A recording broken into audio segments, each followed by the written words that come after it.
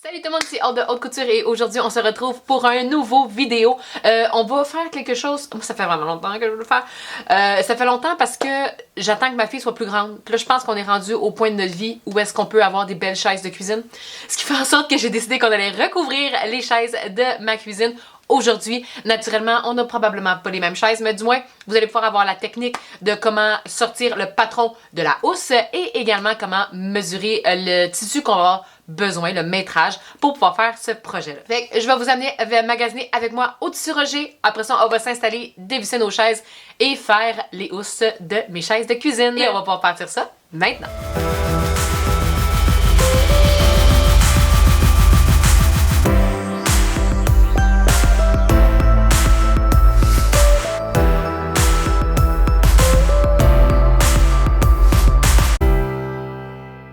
On va aller, c'est pluvieux aujourd'hui, on va aller magasiner au Tissu Roger. J'espère qu'il n'y aura pas trop de monde. S'il y a beaucoup de monde, ça se peut très bien que je filme pas beaucoup parce que ça me gêne énormément. Mais je vais vous montrer donc comment faire le projet recouvrir les chaises. C'est sûr, ça va être différent. L'important en ce moment, c'est la technique, comment qu'on va faire pour pouvoir partir ce projet-là. C'est après ça, je vous dirais, une production parce que tout dépendant du nombre de chaises que vous avez, ça va être la même étape qui va être répétée plusieurs fois.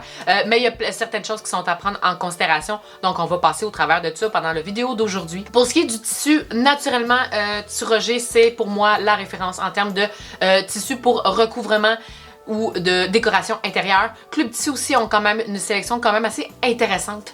Fait que c'est sûr, c'est là que je vais me rendre aujourd'hui. Ils vont avoir ce que j'ai de besoin, des tissus qui sont faciles d'entretien.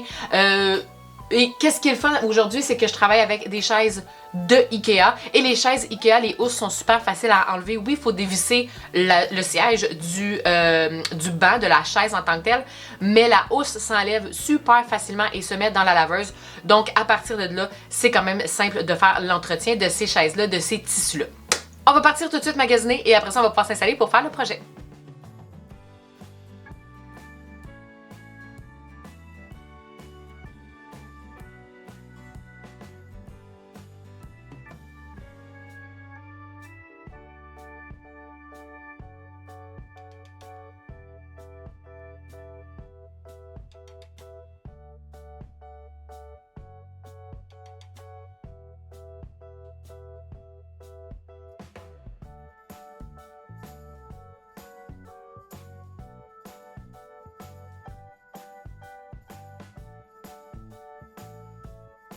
J'ai été au Tissu Roger, je suis revenue. On va pouvoir maintenant s'attaquer à la chaise. Je l'ai dévissée et j'ai enlevé la housse. La housse, c'est une housse Ikea. Qui dit Ikea dit tout est déjà bien pensé. C'est une housse qui s'enlève super facilement. Elle n'est pas taquée. C'est avec un élastique seulement qu'on vient faire l'ajustement et bien sûr la shape de notre housse. J'ai tout décousu et j'ai marqué mes valeurs de couture. La raison pour laquelle j'ai marqué mes valeurs de couture avec un crayon à l'encre tout simplement, c'est que je voulais me rappeler de exactement comment avait été confectionnée la housse. Parce qu'une fois décousu, c'est un peu plus difficile de voir qu'est-ce qui a été cousu en premier et comment ça va été cousu, donc les étapes et la logique derrière la confection. Je l'ai aussi pressé parce que c'est la housse qui va devenir mon patron. Je ne vais pas le mettre sur du papier, c'est pas nécessaire.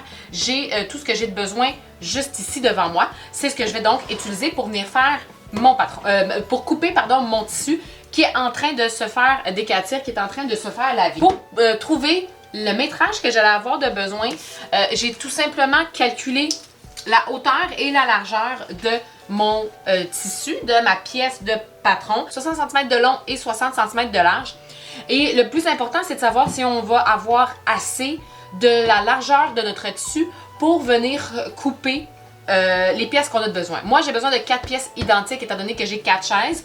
Donc, j'allais pouvoir facilement couper dans la plieuse. Si je coupais donc le tissu plié en deux dans un tissu de 150 cm de large, donc 60 pouces, j'allais me retrouver avec une largeur de 75 cm, donc une fois mon tissu plié. Étant donné que j'ai 75 cm et que ça mesure 60 cm de large, je savais que j'allais pas pouvoir en mettre une à côté de l'autre et que j'allais devoir la mettre un au-dessus de l'autre, donc 2 fois ma hauteur de tissu. La hauteur de ma pièce était 60 cm, donc 2 fois 120 cm. J'allais avoir besoin donc de 1,20 m pour faire mon projet. Attention, 1,20 m pile. Donc, je me suis rajouté, habituellement, je me rajoute un 10 cm, tout dépendant du tissu que je vais m'acheter. Je me suis ajouté 10 cm, j'ai donc pris 1,30 m pour pouvoir faire ce projet-là. Je calcule un petit jeu pour pouvoir mettre mes pièces une au-dessus de l'autre, et aussi le pourcentage de réduction qu'il va avoir une fois que je lave mon tissu. Naturellement, si je prends quelque chose de 100% coton et que je le mets à la sécheuse, ça va rétrécir beaucoup plus que si je prends quelque chose qui est 100% polyester. Et encore, je réduis encore les chances de rapetisser si je les mets pas dans la sécheuse. Donc, je me rajoute, comme je disais, un 10 cm des pièces que j'allais avoir de besoin. Faites attention, il y a des tissus qui ne sont pas 150 cm de large, il y a des tissus qui sont 114 cm de large, 40 pouces si je ne me trompe pas. Non, 114 cm de large, c'est 45 pouces. Fait que si c'est ça, eh bien, je viendrais plier mon galon pour m'indiquer la largeur que j'aurais. Et là, peut-être que, étant donné que c'est moins large, j'aurais probablement eu besoin de beaucoup plus long. Ceci étant dit, dans les tissus de recouvrement, c'est quand même rare, les tissus d'une largeur de 114 cm. C'est habituellement 52-54 pouces de large, donc environ 130 cm de large. Une fois plié en deux, 65 cm, donc j'allais être correct pour ma pièce. Je suis juste par exemple, mais du moins c'est comme ça que je me suis calculé. J'avais aussi besoin d'élastiques. J'avais par housse, j'avais 2 élastiques de 25 cm, donc 50 cm d'élastique par chaise. J'en avais 4. Je me suis pris donc un 2 mètres d'élastique rond blanc. Ça aurait pu être une autre couleur, ça n'aurait pas dérangé. C'est pas quelque chose qu'on voit en bout de ligne. Donc, j'ai mon patron ici. J'ai mon métrage de tissu qui est en train de se faire décatir. Je vais aller me mettre dans une surjeteuse en blanc parce que c'est une pièce qu'on va surjeter une fois qu'elle va avoir été coupée. Puis après ça, tout va s'assembler à la machine droite. Je vais probablement m'installer à ma machine industrielle étant donné que je suis un petit peu en production aujourd'hui. Je vais faire 4 fois la même chose. Je suis beaucoup plus performante, je suis beaucoup plus rapide avec ma machine industrielle. Donc, c'est avec ça que je vais m'installer une fois que je vais avoir surjeté. Je vais espérer que le restant de la journée se déroule mieux étant donné que j'ai vraiment un avant-midi de schnout, que j'ai enregistré tout plein de vidéos qui n'ont pas été enregistrées, que j'ai de la misère avec le son de mon appareil.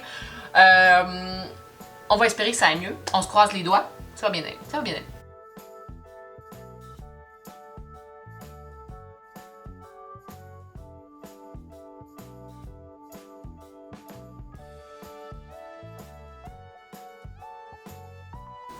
Maintenant que tout est coupé, je vais pouvoir aller à ma surjeteuse et surjeter tout le tour.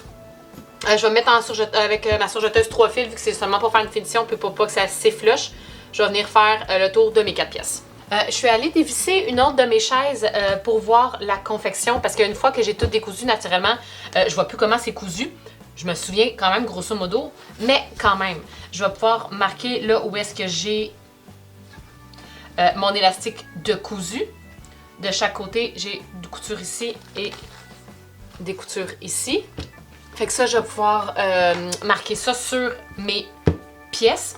Et j'ai 2 petites pinces où est-ce que j'ai une ouverture pour mes élastiques. Fait que je vais venir reporter ces 2 pinces-là. Même chose ici. Fait que quand j'avais décousu, j'avais marqué ici comment que la pince était faite. Fait que ça va être facile à aller reporter cette pince-là. Fait que ce que j'aurais pu faire, c'est avant même de découdre quoi que ce soit, avec un crayon, ça peut être un crayon couture ou un crayon à l'encre. Moi, honnêtement, je sais que je ne vais pas réutiliser ces housses-là. Je vais venir faire une marque là où est-ce que ma pince finit. Et je vais venir marquer où est-ce que j'ai ma couture sur les 2 épaisseurs de mon tissu. Même chose ici, le bout de ma pince. Et les 2 côtés. Dans le fond, avec mes bras de pince. Je pourrais même marquer où finit ma pince. Comme ça ici.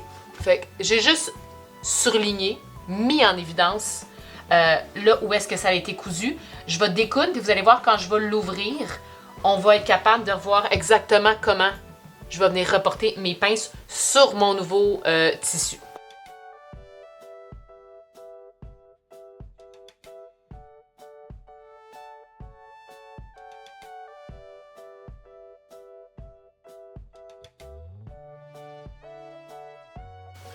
Fait qu'une fois qu'on l'ouvre, on voit les marques de où est-ce qu'on va avoir besoin de faire nos pinces. Fait que je vais me mettre directement sur mon tissu. Je vais venir reporter mes marques de pinces. Je vais avoir mes 2 marques de pinces ici. Puis dans le bas, je les avais bien faites sur ceux-là. J'ai comme ça ici, que je vais venir me mettre par-dessus.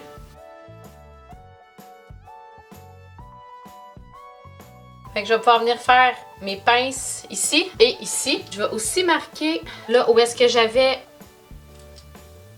de ici à ici. De l'autre côté aussi. Ici à ici. Ça.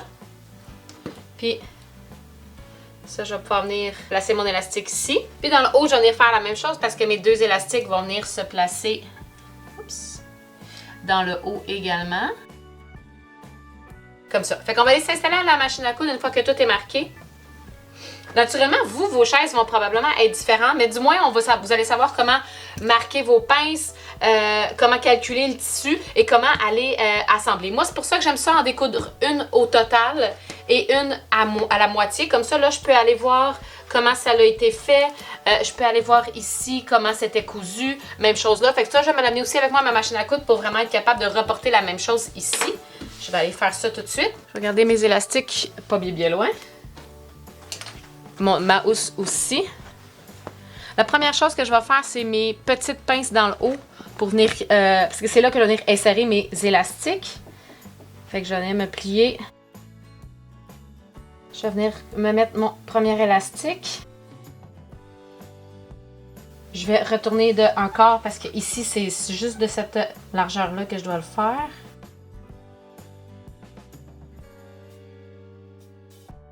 Fait que j'ai un coin de fini. Je vais aller coudre mon autre extrémité d'élastique.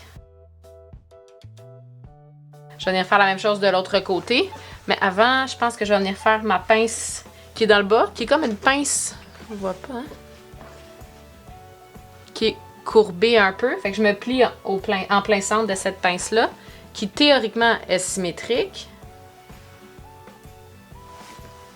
Puis je viens coudre dessus les lignes que je me suis fait. Fait que je vais faire les opérations que je viens de faire ici, je vais venir refaire de l'autre côté également.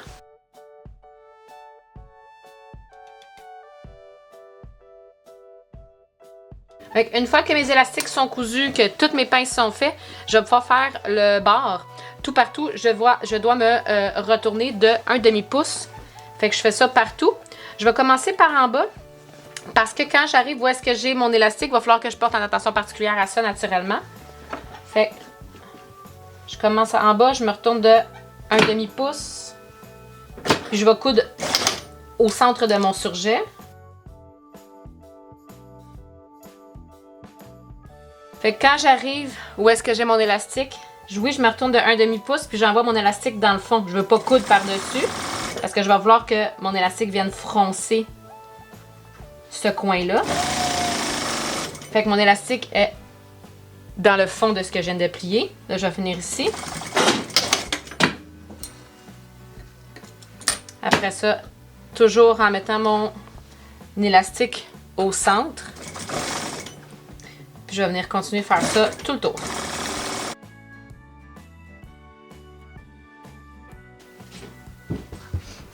Fait que mon enveloppe est faite. Et heureusement, ça ressemble à ce que je voulais faire.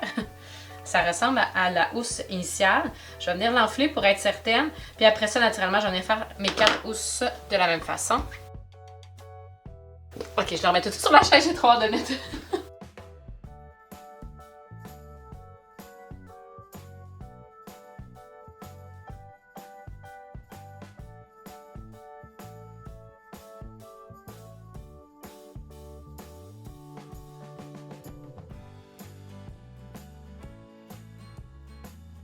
Oh, ok, j'aime vraiment ça. Ok, fait que j'aime vraiment ça. Je suis très contente. C'est le fun parce qu'en haut, mes murs sont jaunes. Puis mon sofa dans le salon est bleu. Fait que ça vient comme un peu rejoindre un peu de ça. Je suis vraiment contente. Je suis vraiment contente. Ça se passe bien. Là, j'en ai encore 3 à faire. Je vais marquer ce que j'ai à marquer, mes pinces et tout ça. Puis après ça, je m'installe à la machine à coudre pour pouvoir faire ça tout d'un coup. Il faut que j'aille chercher ma fille dans environ 30 minutes. Je me dépêche. J'essaye de faire ça en 30 minutes comme ça. Ça va être fait. On essaye. Hey, peut-être qu'on va réussir.